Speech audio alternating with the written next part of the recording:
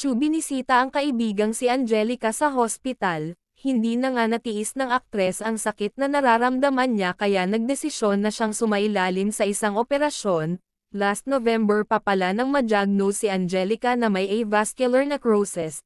Ito daw ay pagkamatay ng tissue sa buto dahil sa kakulangan ng supply ng dugo, at maaari rin daw itong maging cause ng hindi na makalakad, kaya minabuti ng aktres na magpa-hip surgery na. Samantala masaya at sobrang nagpapasalamat naman si Angelica sa kaibigang si Kim dahil kahit sobrang busy nito ay nakagawa ito ng paraan upang bisitahin at kumustahin siya.